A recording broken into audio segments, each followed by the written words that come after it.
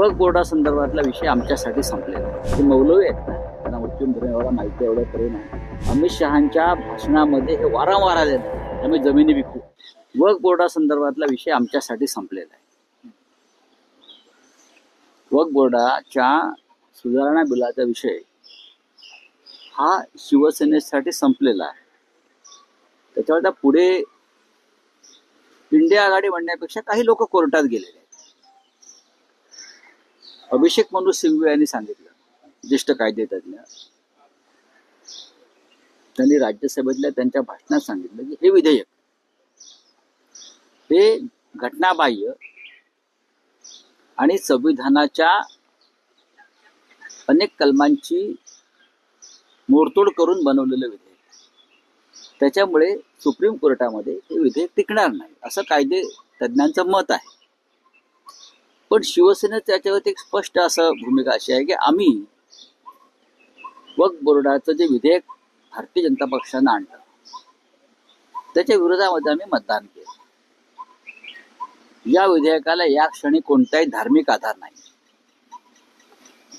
हे विधेयक कोणत्याही पद्धतीनं जर विचार केलात तुम्ही तर समान नागरी कायदा, हिंदुत्व या संदर्भाच्या आसपासही जात नाही.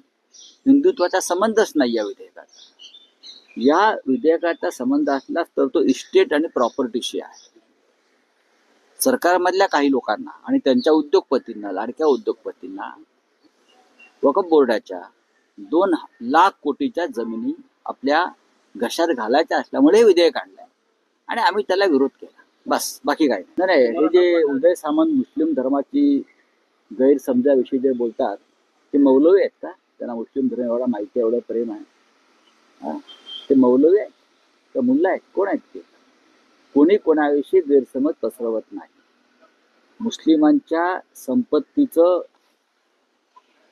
व्यापारीकरण करण्यासाठी हे विधेयक आणले आणि हे त्यांनाही माहिती आहे. त्यातल्या काही जमिनी भविष्यात सामंतांच्या घरात गेला तरी मला आश्चर्य वाटणार नाही. म्हणजे मंत्र्यांच्या, सामंत हे प्रतीक आहे. प्रत्येकाचं लक्ष या वक्फ बोर्डाच्या महत्वाच्या जमिनी आणि संपत्तीवरच आहे आणि म्हणून या सगळ्यांनी त्या बिलाला पाठिंबा दिला. हे तुम्हाला भविष्यामध्ये कळणार. अमित शहांच्या भाषणामध्ये हे वारंवार आलेलं आहे, आम्ही जमिनी विकू. त्याला घटनेचा आधारच नाही जमिनी विकण्यात. अशा प्रकारे जमिनी विकू असं ते म्हणतायत. कोणासाठी जमिनी विकू? कोण घेणार? जुना लेख असला तरी ते पोटात होतं ते ओठावर आलं ना. मुस्लिमांच्या जमिनी ताब्यात घेतल्यावर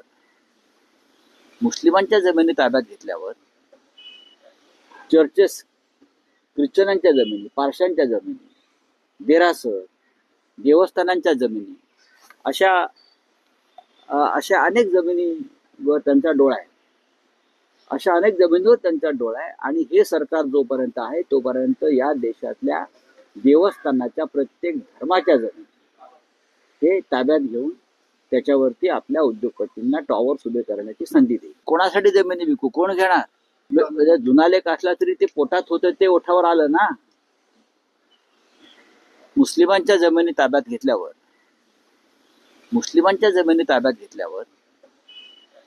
चर्चेस, ख्रिश्चनांच्या जमिनी, पारशांच्या जमिनी, देरासर, देवस्थानांच्या जमिनी, अशा अनेक जमिनीवर त्यांचा डोळा आहे.